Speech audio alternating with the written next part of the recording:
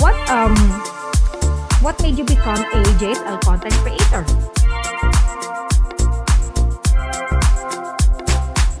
What's up, JSLs, and welcome to the 6th episode of Is It Bawal, the Jonax podcast, where I'll be serving sass, pizzazz, and opinions hotter than your group chat's gossip.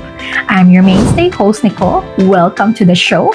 So before everything else, I would like to say my disclaimer that the views and opinions of this podcast do not reflect the views and opinions of Jonax, the author herself. So, without further ado, I will now welcome you to my special guest for today's episode. Alright guys, here she is, my special guest for today's episode. You know her as Siege Aleje from TikTok.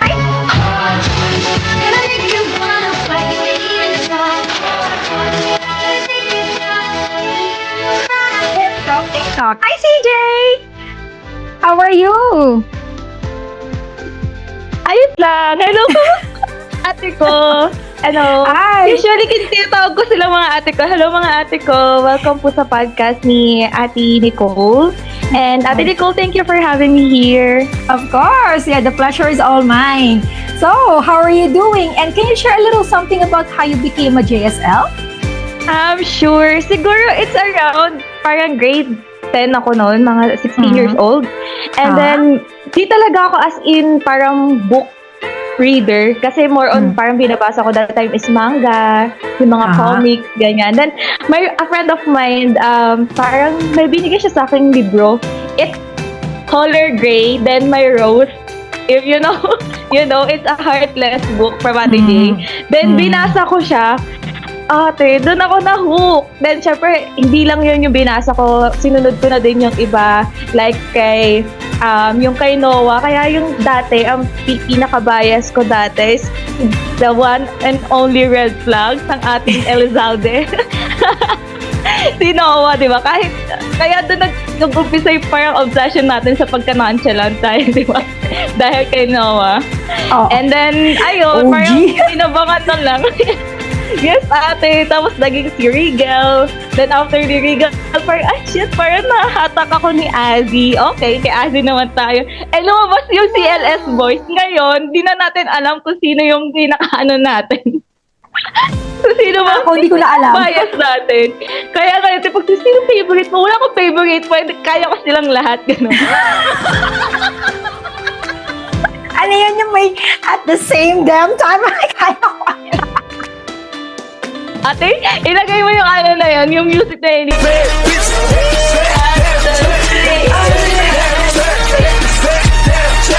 Pagpalagay nga ng music na yun. Okay, balik tayo. Alright, so, thank you for sharing that history mo sa pagiging JSL. Yes, di ba? Medyo hindi siya yung parang straightforward. Medyo pababa siya. Kasi di ba nagkaroon din ng parang season ko na, adulthood, parang nawala ako sa pagiging adult. And then after years, andito ako ulit as Siege. Gumagawa ako ng content for Ate J. Yeah, that's great. Alright, CJ, thank you for sharing me that little history you have for being a JSL. So guys, we will jump in na dito sa part 1 ng ating episode 6. Pag-uusapan natin yung pagiging content creator ni CJ. So, as you all know, marami na siya naging content about being a JSL. So, we're gonna dive into that. And starting with this topic, ang una nating pag-uusapan is, obviously, what made you become a JSL content creator? As I mentioned, di ba, parang tumigil ako sa pagiging, alam mo yung pagiging reader, hindi lang pagiging JSL kasi talagang nawala talaga yung attention ko or interest ko that time kasi syempre adulthood. And then, after kong, syempre, nagkaroon ako ng, paano ko ba siya yun? Parang hindi ako that time mentally stable. Then, naghahanap ako ng something na makaka-feel sa akin na parang, alam mo, kailangan ko ulit sumaya. Una kong binasa ate, si Radley. Kaya is it bawal? Sobrang memorable sa akin ng is it bawal na yan. Kasi siya yung una kong binasa, then sobrang naaliw ako. Binge-read ko na siya tuloy-tuloy. And then sabi ko siya, wala akong mapagsabihan, mapagkwentuhan ng mga ng mga kasi ando na may frustration, okay, kinikilig ako, pero wala akong kadamay. Tapos, syempre may mga, before pa na may mga nakikita na ako naggumagawa ng content, ganyan. Sabi ko, why not? Why not try lang? Try lang natin. If it doesn't work, Yeah. Try lang, di ba? Like, eto na ako ngayon. Parang last year lang ako nag-start, then I gained 3K na sa TikTok. Thank you so much, guys. amazing. Yeah, that's amazing. Yeah, alam mo, pag nakikita ko nga lagi yung content mo, like, ang lakas lagi talaga ng engagement. So that means you have a big impact na sa TikTok. And Thank you so much po. Kasi, tsaka nakikita ko rin yung pag na-screenshot yung gawa mo, like, napopost sa Facebook or sa X or wherever, talagang, wow, like, this girl really made it. Come through, queen. Masaya siya. Kasi, di ba, nagkakaroon ka ng maraming friends. Thank you, ate. Di ba, hindi naman tayo as in talagang person, parang close talaga dati, or hindi talaga tayo magkakilala as in stranger tayo. Then, nagkakilala na lang din tayo sa TikTok. Then, eto, dito na tayo ngayon. Parehas tayo gumagawa ng content. I know, here we are. Like, hindi ko parang aakalain na magiging ganito rin ako. Like, this is also content creation for me. So, I know I'm pretty new in it, but you know what? So far, I'm enjoying it because of the people I interact. Like you, di ba? Yes. Yung mga naging guest ko na previously dito sa podcast. And it's been a pleasure talking to them and just hearing their insights and yung mga naisip nila, yung reactions nila sa mga certain stories na Jonax. Okay. Yung mga views. I mean, we're no longer parang looking for a views. I mean, okay siya for engagement, pero parang yung mga nagko-comment sa'yo, ate, ganyan, say, mga ganun, parang ang saya na sa pakiramdam talaga. Yung meron kang kadama, yung may nakaka-relate sa'yo. Yun yung magandang feeling. And I think yun yung mga tipong mga content creator na talagang pumapatok, especially sa JSL community. Yung relatability talaga. It's a big factor. Yeah. So, I'm curious lang, kasi diba, TikTok, did you start around like pandemic-ish ba? Or yung tapos naging mas active ka na lang ba last year? Is that how it happened? Yung pagko-content creator mo? Ate, silent watcher lang ako sa TikTok. As in, I mean, may mga talagang kinokomentan ako lagi. Si Hannah Toledo at tayo. Yes. Pero siya lagi ako nagko-comment sa kanya kasi natutuwa ako sa kanya, lalo na parang like, ay, siya, kayo si Ate Jay talaga, ganun. I know, right? Oo. Hindi ko akalain na magiging ganun ako kasi hindi ko naman siya parang talagang pinagplanuhan. Parang nag-one click lang ako, ate. Parang I remember my first video was about Aya. Parang yung after, Hindi ko na maalala yung kinunod ko, pero naalala ko yun, is parang about siya kay Aya. Then yun, sabi ko, okay, same pala tayo ng thoughts about kay Aya, yung kay Alien Aya, gano'n. And sila yung very iconic sa CLS. I know. Sila rin yung favorite ko sa CLS, si Alien Aya. Okay. So, do you remember ba, ano yung... So, I mean, I'm assuming yung pinakauna mo bang kinontent, kasi kanina binanggit mo si Radley, siya ba yung pinakauna mong content ba? Or, Hindi. Ano yung first ever content mo? Ay, parang naaalala ko is about Aya. Parang, nakalimutan ko na yung content, ate. Pero about yun kay Aya at saka kay Ali. Pero hindi si Radley kasi before pa ako gumawa ng content, parang months na. Kasi, or 1 year na din, parang after ako bumalik ulit sa pagbabasa, bago ako nag-content, ganun. Hindi siya biglaan talaga na, ay, after ko mag-content, ay, shit, gusto ko mag-content na, hindi ganun. Okay. Parang, parang hinahanap ko muna, or parang tinatempt check ko yung sarili ko, kaya ko ba to?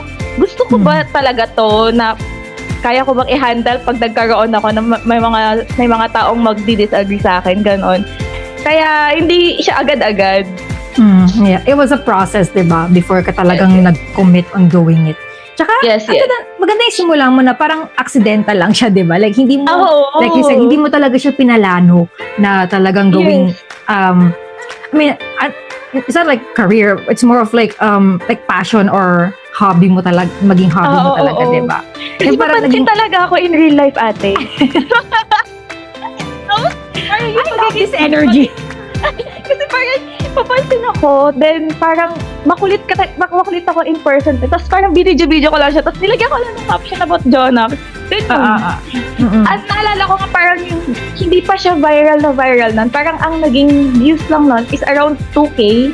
Okay. Then parang siya, sabi ko, ay 2K, okay. Tapos gumawa ulit ako ng video. Tapos naalala ko yung pinaka-memorable sa akin kasi yun yung pinaka-first video na nag-boom talaga. Is yung, alam mo yung yung thank you next. Then, sasabihin ko, Mila yung to my, future daughter na I had this ex named Rigel. Yun yung pinaka-unang-unang ko ate. Yun yung nag-viral. Kaya so, ay shit, sabi ko, ang saya pala ng ganito kasi nakaka-flatter, di ba, na may mga, ate, sabi ko, ganyan din sabihin ko sa mga donakas, ay say, mga ganun. Slay, di ba? Opo. Galing. Yeah, I remember yung trend na yan. Oh my gosh. Oh my God. Okay. So, well, actually, nasagot mo na yung question ko na yung saang content kayo talaga nag-boom. So, yung pala yun, yung thank you next na, yung soundtrack thank you na yun. next. So, kwentuhan mo naman ako, like, kamusta yung mga naging interactions mo with the other JSLs? Kasi 'di ba, yung naging continuous sa yung TikTok content creation mo, and as I can see, and you can see also yung number of comments lagi sa mga pinopost mong content, 'di ba? So, ano yung kamusta yung parang reaction mo on how the JSLs interact with you? Kana. Siyempre, di ba, siyempre, parang, as a people pleaser person, may ganun bang term? Kasi, parang, gusto ko lahat i-accommodate pag nagko-comment. Lalo na yung pagbo-boom ng natin. Kailan ba yun nagbo-boom yung kay Cameron? Kasi yun talaga ate, talagang, lahat talaga kada chapter talaga, parang 3 yata yung pina-upload kong Doon talaga, papansin ako. I remember that. Sipag mo, grabe. Person, diba? As a person, may parang magandang i-content, so i-upload ko yan. Ganun ako, And then parang, sobrang may mga times na sobrang 200 comments sa isang video. Lahat yun i-replyan ko, ate. Kasi sipag mo, grabe. Alam mo, there was a time, bigla ako naalala, di ba yung sa Facebook, pag daw yung nagko-comment, nagpapasalamat ka sa lahat na nagko-comment o nagla-like. Ba? Ganun ako, kasi parang feel ko, parang obliged ako alam mo yun, mag-respond, kasi parang, ay, nag-comment ka, thank you sa comment mo, at least i-acknowledge ko, ganun ko siya na-view, kaya, parang medyo, ay, okay. Yun yung parang, yung isa sa mga parang experience ko na nakakatawa, na parang pag iniisip ko, kaya pag hindi ko naman, paghahalang, ko lang din siya. Natutunan ko, Huwag mo kayo judge dyan. I'm not judging you. Don't worry. Hindi. So nakikita ko naman sa'yo, I think you're just being thankful. I think your heart is in the right place naman kasi you're thankful na yung may interaction, may engagement yung mga JSLs. Lalo na yung mga nakaka-relate doon sa pag-post mo. And that's cute. That's okay. Kasi kasi it's from a good place naman. Pero I understand, syempre, pag yung 200 plus na yung nag-comment sa inyo, it will be hard. It will be hard to make long comments on every single one of them. Kaya I don't judge you kung haha na lang yung magagawa ko. Reply ba?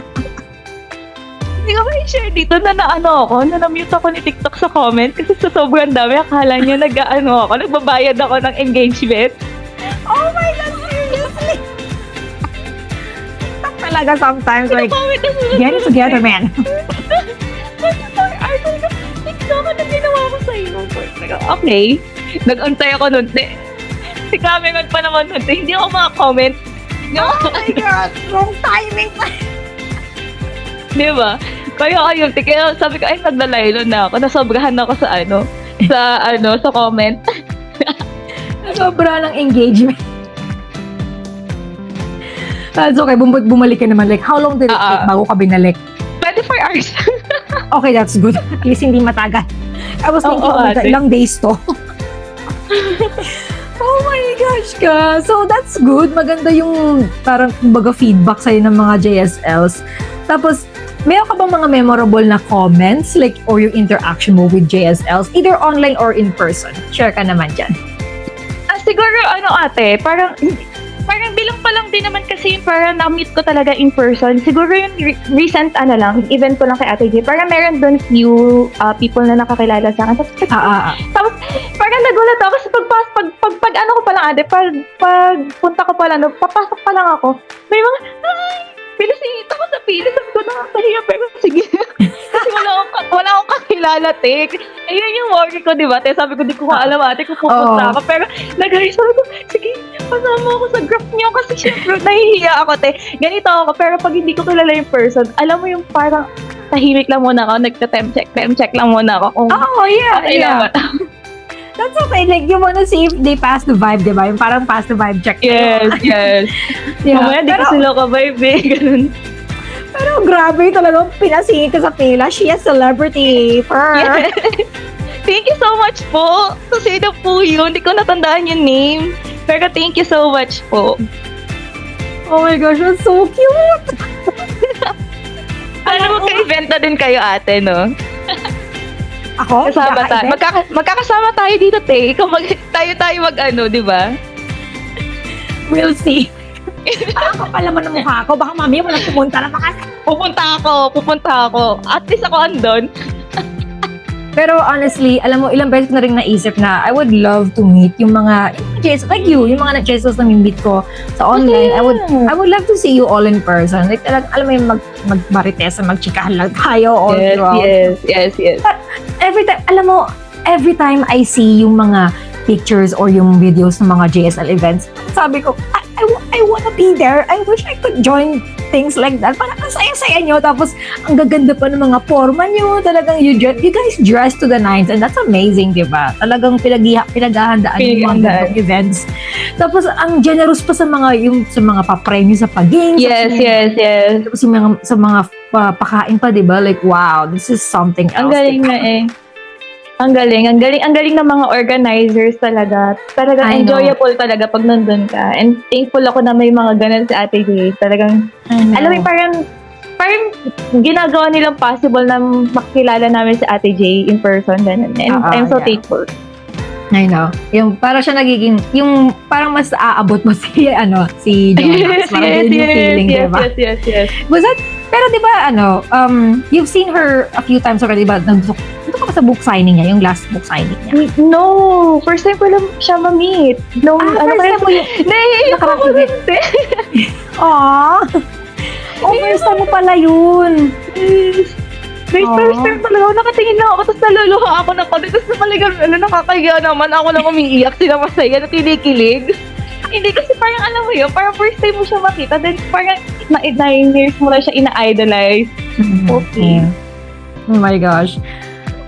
Minsan naiisip ko rin, paano pag yung first time ko na siya makita? Like, ano kaya reaction ko? Kasi lagi ko narinig sa mga JSLs, like, maiiyak kayo, yung parang kay speechless na star-star kayo, like, ano kayo magiging reaction ko, di ba? Like, pwede mo be my turn naman? Ako naman! Ikaw naman, umuwi ka na kasi, ba't ka kasi dyan? Alam mo ba, di ba umuwi kasi ako nung Christmas 2024? Yeah. I was hoping na maaabutan ko yung book signing niya. Kaso naman, ang aga naman kasi nung day, last point of November. Sayang ate. Sayang talaga. Marami pa namang opportunities. Siguro baka next year sa AGS, doon tayo magkita-kita, magbardagulan tayo doon, te. Oh my God, di ba yung AGS, di ba balak nga siya i-self-pub? So, yeah, let's see ano mangyayari. I'm so happy pag andyan na si Rigel. I know, sana, di ba, tapos di ba, parang may sinabi ba yun na magkaka-special booklet ba yun? Yung kwento ni Claudine tsaka ni Azrael Jr. ba yun? Hello, doon siya? Hindi ko sure. Parang may nabasa ko something like that. I'm not sure kung confirm ba or but we'll see. Parang gano'n ate. Kasi di ba taga-Alegria siya, no? Claudine. Okay. Well, anyway, going back tayo sa content sa ating topic. Okay, so as I can see naman, being a content creator, it's fun, it's quirky, and you're able to express yourself, which is very good. Pero curious lang ako, have you had any, yung mga not so nice na comments or like mga nasabi about sa'yo? Like, naka-encounter ka na ba ng ganun, like directly or kahit indirectly, nung nadaanan mo lang? And how did you react to that? Yung medyo sour comments, something like that. Kasi as a content creator, hindi naman, it's always not gonna be good. As much as we want it laging positive and good, di ba? Like, there's always gonna be that other side. Yes. May mga na-encounter ka na bang ganon? And ano yung na-feel mo, yung reaction mo once you saw those not so positive comments about you? Meron ate, pero hindi ko na siya i-detail here kasi parang Okay, that's okay. maging Yeah, lang siya. Maging vague ka lang. meron- Oh, yeah. Oo. Meron pong parang, meron akong isang video about to sa parang thought ko. Hindi naman siya ganun talaga, hindi ko siya ganun parang sinabi. I mean, siguro mali lang din ako ng pagkakatype. Siguro kailangan ko mag-ingat next time. Pero hindi yun yung mean ko. And then, pinapaliwanag ko siya sa comment section. Then, she labeled me as misogynist. Tapos, ang isa sa mga, isa sa mga bullshit daw ako, dick rider, medyo below the belt siya. Kasi, Yeah, that's below the belt na. in just one video, parang paano mo ko na-judge yung buong pagkatao ko na parang, oh my God. Kaya medyo na-down ako noon. Then, parang alam ko na iyak ako noon eh. Kasi sabi ko, parang, ang sakit naman neto. Parang gusto ko lang naman maging masaya. Parang ganun. Oo, yeah. Tapos parang simula nun, parang naglaylo ako kasi parang nakaramdam ako ng anxiety na tuwing magpo-post ako. What if may ganun ulit? What if yung hindi na naman sila mag-agree sa views ko? Sa views ko in life? Like, kung paano ko i-interpret yung paano hindi sila mag-agree sa akin? What if mag-post na naman ako ganyan? And then, tapos parang may friend ako na nagsabi na hindi naman siya, okay lang na hindi sila mag-agree sa'yo. Ikaw yun ate, actually. Okay lang na hindi sila mag-agree sa'yo, ganyan. And then, parang tinatry ko, until now, ganun pa din ako, parang conscious pa din ako sa mga ipopost ko. Pero, at the same time ngayon, medyo inaano ko yung sarili ko, parang, ina-assess ko yung sarili ko and then sinasabihan ko sa sarili ko na okay lang yan na hindi sila mag-agree. Hindi naman nila kailangan mag-agree. Kailangan lang nila mag-respect sa kung anong views mo in life. Ganun. I know, yeah. I mean, that's true, yeah. And talagang binasya, ako pala nagsabi sa iyo. Pero totoo yan. Kasi if you're putting yourself out there in social media, in public basically, having a thick skin is important talaga. Kasi like yun nga, it's not always gonna be rainbows and butterflies type of comments towards you as much as we want to. Kaya parang alam mo yung dapat naging ready ka rin na magkakaroon ng backlash. Pero wag naman to the point na binabastos na yung pagkatao mo. Yun lang talaga yung solid na line na hindi dapat kinocross ng mga tao. Like, why are you judging my whole character as a person just based off this one content? I mean, if it did not click with you, yes, you can comment about it, but laging may respect dapat and civility. Kasi bakit tayo nagbabastusan dito, di ba? And in the first place, like, ano ba atraso ko sa'yo? Like, may personal ba? May personal vendetta ka ba sa akin? Like, bakit ka ganyan magsalita sa akin? Ganun lang. Kasi, yun talaga yung napapansin ko lagi na para siyang chronic illness sa social media. Like, everywhere you go, laging may mga ganon. And even mas malala dito sa western world, sa western part of the world. Kasi, like, people here are more, they talk more freely. And talagang, di ba, syempre, lalo na dito sa North America, like US, Canada, or I'm not sure with Mexico, pero more on US and Canada, mas familiar ako na, like, people here are, they're big on free speech and they speak their mind so well, to the point na minsan wala nang filter. Alam mo na yung mga keyboard warriors, di ba? Like when things happen with celebrities. Kaya talagang, it's challenging din if you're putting content out there. Pero ayun nga, as long as you know sa sarili mo that you're always on the morally good side, wala kang inaapakang tao, hindi ka naninira ng ibang tao, you're okay. That's fine. Kasi, and you just have to accept the fact na you're not gonna please everybody. Like, you're not a piece of chocolate. Not everyone will like you. And even some people might even be allergic to chocolate. So you're not gonna be liked by everyone talaga, no matter what. Even if you are the kindest, most saintly-like person existing, some people would still dislike you. That's just the reality of life. And that's okay. Kasi mas magandang i-focus mo na lang yung energy mo doon sa mga tao nakaka-appreciate sa'yo. Sa mga taong laging positive ang interaction towards you, diba? Mas magandang paglaanan na ng time and energy yung gano'n, diba? Kasi, naiiyak na ako. YOLO.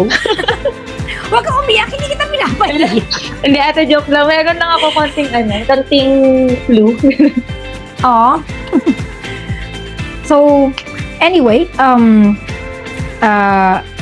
and ano masasabi mo sa journey mo as a content creator so far? Like, you've been doing it for quite some time now. Ano yung parang takeaway mo from doing it? And ano yung makakapag-advise ka ba ng something sa mga, yung mga aspiring din na gawin yung same thing na ginagawa mo? Or any type of content creation? Just do it, di ba?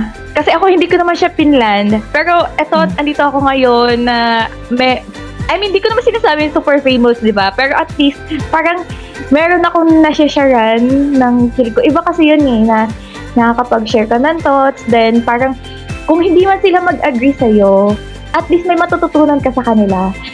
Kung gusto nyong, parang, gusto nyo din mag-content, okay lang yan. Kahit walang views, okay lang din yan. Ituloy mo lang. I-click mo lang yan. Kasi, ate hanggang ngayon yung mga old videos ko, nakakakuha pa din sila ng repost, comment, and like. Kasi, di ba, kaya kung andyan yan, kung hindi man siya mag-click na yun, baka in the future meron.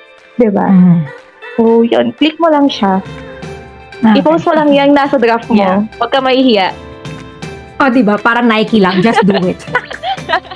Just click it. Actually, totoo yan.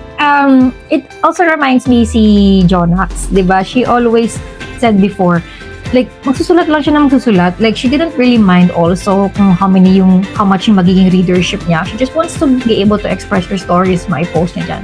So, alam niyo, parang same mindset kayo, di ba? So, I mean, I just do it and see kung ano man yung maging reception niya. That's okay. At least, na-express ko yung sarili ko at the end of the day. Parang ganun yung naging dating. So, Hi, Ate J. Kung wala mamanood mo to, hello. I hope you're watching too. Hi. Okay, so do you have any message? Do you want to thank particularly some people or may gusto ko bang i-shout out ngayon?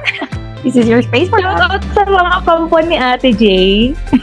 Di ba, ate? Yung kampon yung GC namin. Yeah, Shout out yeah. sa inyo. Hi guys. Hello.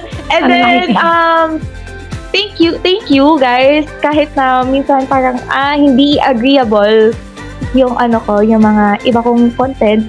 Pero andyan pa din kayo. Thank you so much sa mga ibang nagko-correct sa akin. I really appreciate you guys. Alright. Okay. So, I guess that wraps up part 1 ng ating episode 6 right now. And thank you guys for listening. So, catch us on the part 2 of episode 6. Bye!